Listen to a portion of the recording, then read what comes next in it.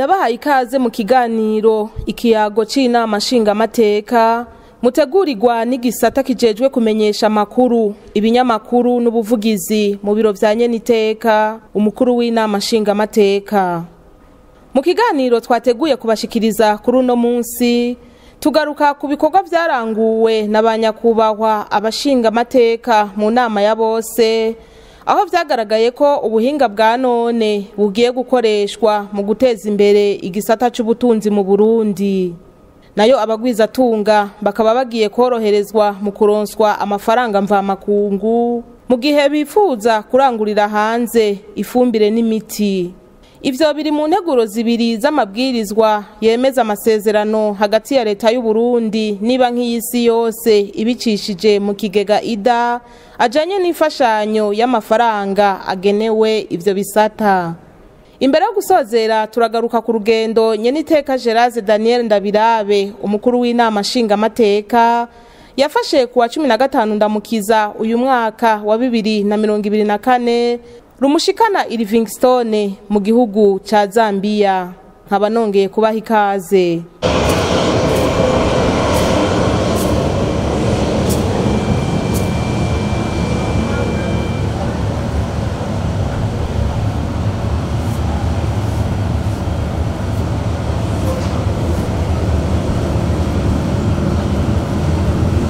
Ku munsi wa gatanu igenekerezo rya 12 ndamukiza umwaka w'ibihumbi 2024 inama nshingamateka yarakoranye mu nama ya bose kugira ngo yige integuro zibiri z'amabwirizwa yarungikiwe na leta ajanye no kwemeza amasezerano yashizwe ko umukono hagati ya leta y'u Burundi n'ibanki y'isi yose.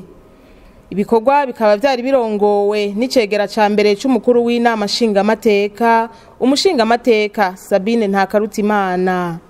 Integuro ya mbere y'ibwirizwa yizwe yari yerekeye kwemeza amasezerano hagati ya leta y'u Burundi n'ibanki y'isi yose ajanye n'imfashanyo y'amafaranga angana n'imiliyoni 42 z'amadolari y'abanyamerika ibicishije mw'ishirahamwe mpuzamakungu rijejwe iterambere IDA agenewe guteza imbere ikoreshwa ry'ubuhinga bwa none mu gisata kijejwe ubutunzi bw'igihugu.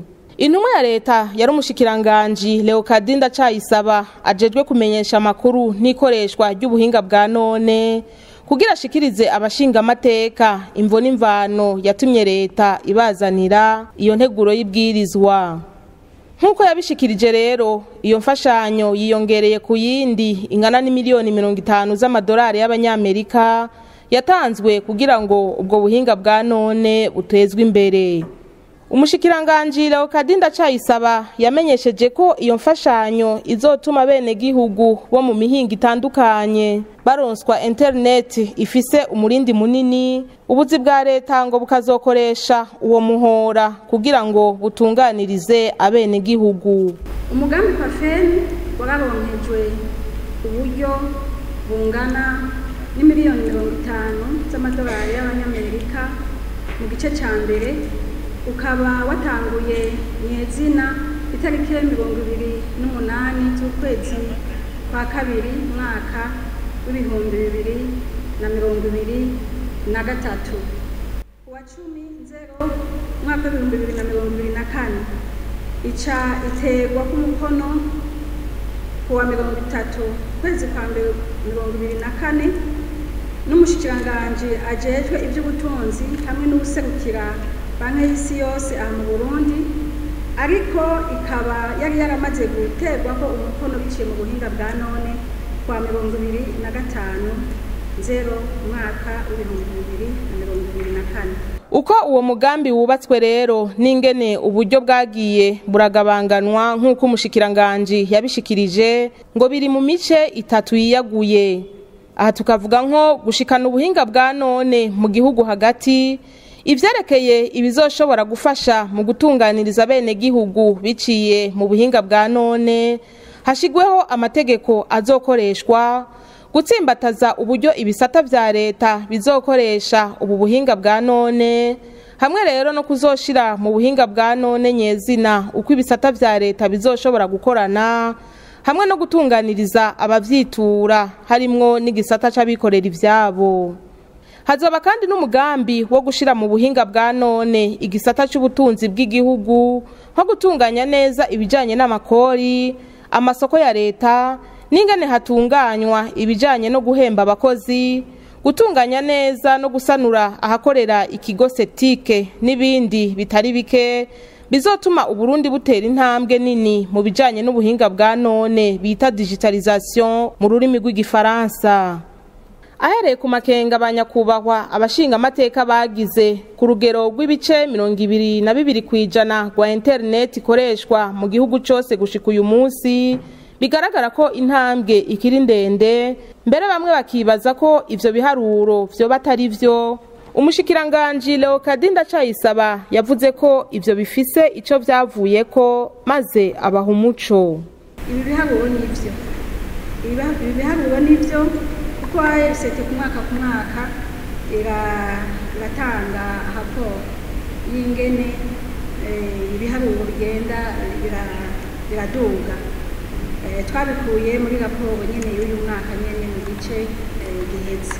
Mvugiye muri rusangi ababajije kuri ibi bya internet bose naho nza kubigarukako nuko urugero tugezeko mu Burundi kugira ngo internet tuyikoreshe nivyo urugero ni ruto birushimishije, ariko impamvu ziriho kubera iki irya fibre optique iri mu gihugu ishika ku migwa mukuru gusa y'intara ntiragenda ngo igende ishike nyene hariya mu makomi canke mu mazone canke ku mitumba infrastructure ishikeyo.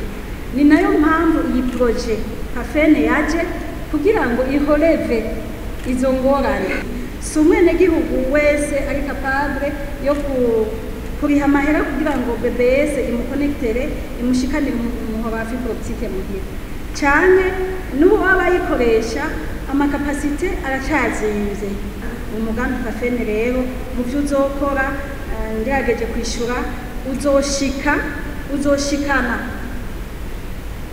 internet hagati mu gihugu kandi wongera ufashe no gushiraho ya minara. Uzotanga amaproje amasoko bande utanga amasoko yo gushiraho ya minara no gushikana fibre optique kure hashoboka, maze umwenegihugu aze yoroherwe na internet ico gihe izoba izimbutse. Ikijanye n'umuvuduko wa internet ukiri hasi cyane kandi amamega akoreshwa azimvye naco nyene caragarutse, hamwe n'ishirahamwe rya leta Onatel biboneka ko ivyo kuriteza imbere bititaweho kugira ngo rifashe gushika kuri yambona kazoza yo mu 2040 n'ibihumbi 2060. Abarundi turamenyereye yuko twirukanka n'ibintu bishasha, hanyuma turabona yuko izi miliyoni 50 twari twarose ubwa mbere, hanyuma twasuye no kuronka kandi ingabire iyongera ko imiliyoni 42 z'amadolari tukaronka miliyoni 92. Twari tufise icizere kinini ya yuko tuzova turonka internet ku muvuduko ushimishije. Mugo turiko turaraba dufatiye ku kahise turabona nka Onatel twari dufise kuva kera, uno munsi haraje limitere icibi vyatsi, hanyuma haza Econeterewo Onatel ho bunikivugwa. Mugo turiko turarondera amafinansuma iyo Onatel kugira tuyiranforce ya leta ntavyo twiyumvirako. None ntimubonaga nyakuba wa mushikiranganje yuko amasosiyete ya leta azohava agenda akagirire tutariko turayiyumvirako? Ntaworeka sosiyete ya leta nayo ngo isubire inyuma. Turiko turabikorerako nubwo usanga le capacité zitangana z'ubumenyi muri aya masosiyete privé, canke ugasanga investissement usanga ziri mu masosiyete privé na investissement zitangwa muri leta zitangana. Turiko turagerageza uko dushoboye kugira ngo turabe yuko amashirahamwe ya leta nayo yogerageza akaja muri competition nayo kugira ngo areke gusigara inyuma cyane mu iterambere. turiko turakora kuri iyi vision ya 2040-2060 turiko dukora kugira ngo umwenegihugu nihagera iyi 2040 tuzobe dushitse kuri wa muvuduko muremure, tuzobe dushitse no gukoresha ubuhinga bwa none mu bisata by'igihugu byose. Umushingamateka Ngendakumana Silvestre nawe nyene yashatse kumenya uko ikigo BBS gitanga internet coba gikorana n'amashirahamwe yo gutumatumanako hakoreshejwe telefone ngendanwa akukira abikorera ivyabo n'imitahe bashira ahanini muri kino gisata, kuko kenshi mu gihugu hagati biboneka ko ata internet ibonekayo kandi vyitwa ko hariyo ivyuma vy'iminara yayo.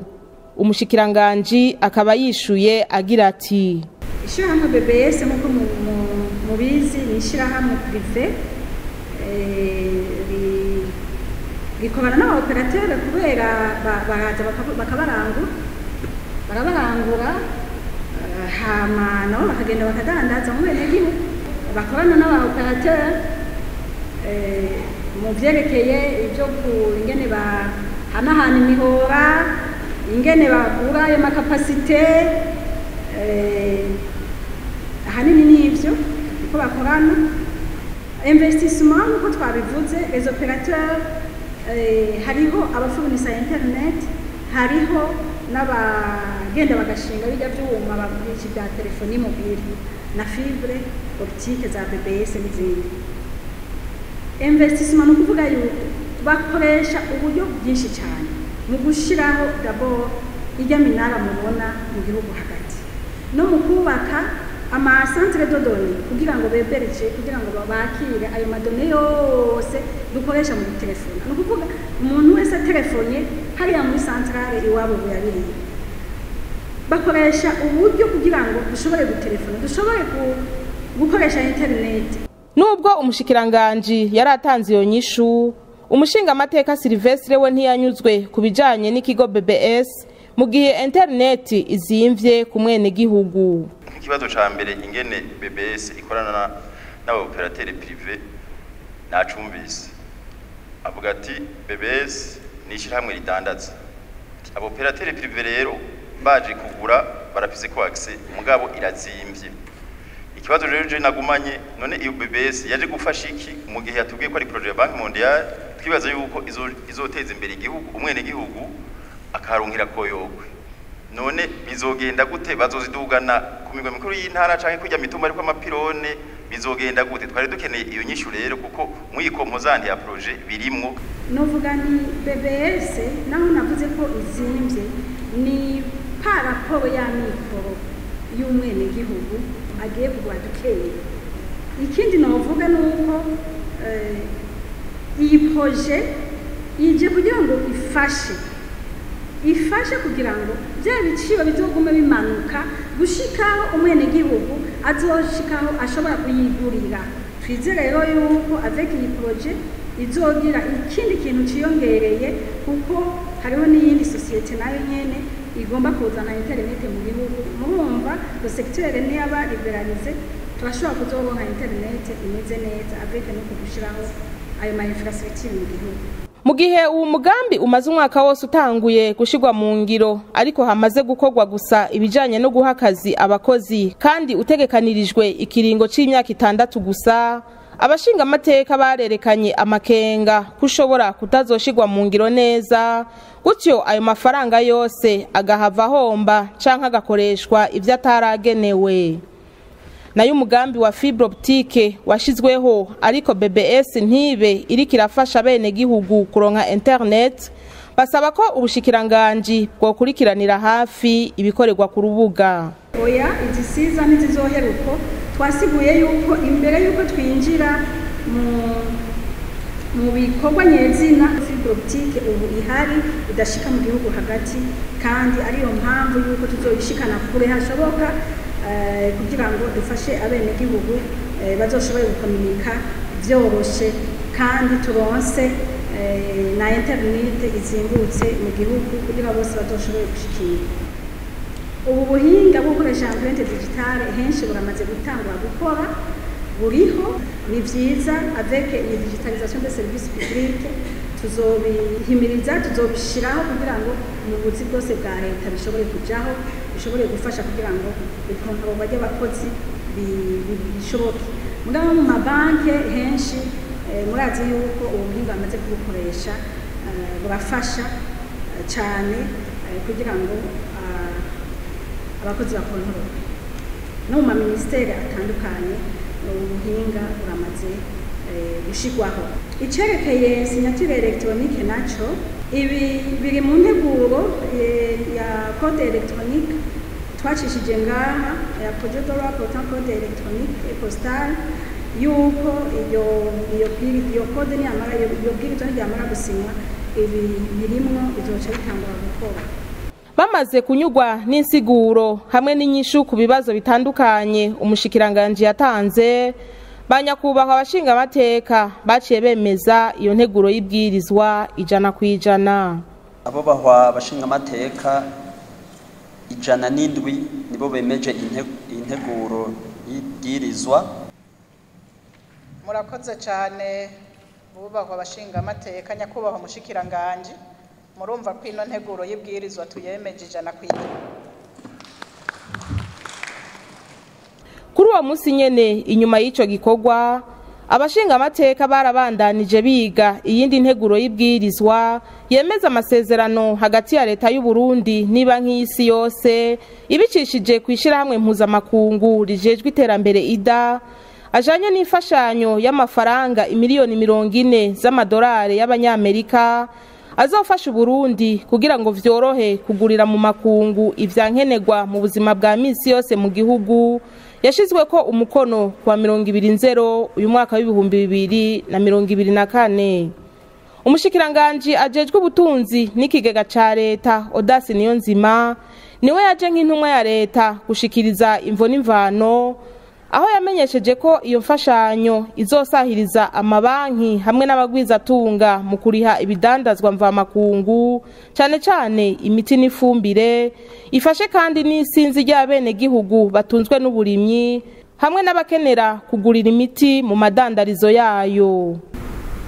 Iyi mfashanyo rero yasabwe kugira ngo isahirize mu kugira ngo turondere amafaranga makungu dusahirize igisata cyo kuriha ibidandazwa mvamakungu nk'uko mubizi rero kugira ngo ibanke irihe ibidandazwa mvamakungu birasaba yuko iba ifise amafaranga mvamakungu akenshi na kenshi abari amadolari cyangwa amayero mu ibanki yayo yo mu makungu. Ubu rero mu kino gihe biribonekeza yuko mu mabanke usanga mu mabanki correspondant yabo kuvuga mu makonti hanze usanga ata amafaranga bamakungu bafise ugasanga rero hageze kuriha ibidandazwa abantu barinda gutwara amakashi cyane hagira kugira gwe twita transfer ugasanga ntibishoboka kubera yuko amabanki usanga afise amafaranga make ku makonti yabo ari mu mabanki yo hanze bitari kuri banki correspondant. Muri make rero nuko iyi mfashanyo izokora kugira ngo isahirize muri iki gikorwa cyo kuriha ibidandazwa b'amakungu cyane cyane dushimikiye ibidandazwa byankenerwa bya mbere gusura ibindi naho dukeneye byinshi ariko ibyankenerwa bijyanye n'ifumbire n'imiti tukizera yuko bishobora gusahiriza hanyuma ibidandazwa bigashobora kurima byoroshye. Mu gihe mu vyankenerwa cyane mu gihugu harimo igitoro kandi bigaragara ko kigoye kuronka muri kino gihe abashinga amateka barabajije umushikiranganje ko naco kitogengwa n'imfashanyo nawe aragira ica bivuze ko. Honorable Ngendakumana yavuze ati nico mvuze bya karanse ya karubira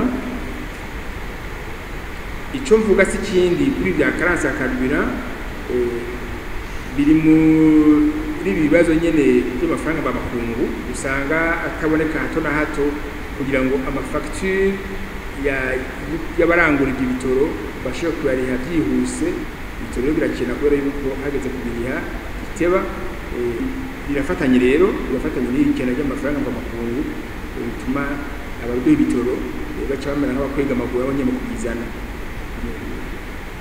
Icyo bivuga Ibanki yose rero izohabwa iyo ngwati ngo izoba ifise amafaranga y'amarundi ubwayo kandi ngo singurane canke ideni leta izobihaye iyo banki, ibanki nkuru nayo ikazoguma ibikurikiranira hafi. Ibanki yaronse iyi garanti bivuga ko mu ntango ibanza kuba ifise amarundi kuko niyo dukoresha ngaha n'umuntu agomba kurangura ibintu hanze impamvu akenera amadovize nuko hano mu Burundi bafise amarundi. Rero ugomba kurangura ibintu hanze ubanza kuba ufise amarundi muri banki, iyo banki nayo yawe ikarondera amadovize niba ari mu madolari ikarondera amadolari ikurihira hanze. Rero inaniwe kuriha rero ibanki izofata ayo marundi hanyuma muri ayo masezerano bazogirana banki nkuru igume iraba ingene iyo banki mu madovize isanzwe irondera mu banywanyi bayo ingene y'amadovize yasubiza muri ya garanti kugira ngo igaranti igume yuzuye. Inyuma yo guca ijya nino iyo nteguro y'ibwirizwa no guhinyanyura bimwe bimwe mu ngingo zirigize bagafatira no ku nsiguro n'inyishu bari bahejeje guhabwa n'umushikiranganje, banyakubahwa abashinga amateka baciye bemeza 100% iyo nteguro y'ibwirizwa. Murakoze cyane bubahwa abashinga amateka nyakubahwa umushikiranganje, murumva ko ino nteguro y'ibwirizwa tuyemeje 100%. Ego ku izina rya nyeniteka umukuru w'inama nshinga amateka no ku izina ry'abashinga amateka bose turabashimiye nyakubahwa mushikiranganje, twari twabivuze tugitangura kubera ko twari dufise integuro zibiri, twabashimiye ko mwarindiriye kuko iby'inyuma ya saa sita ntivyama vyoroshe, ariko turabona ko mwarindiriye kandi mwizeye kuko bigenze neza cyane. Turabashimiye cyane imbere yo kubasezera tukabasaba ko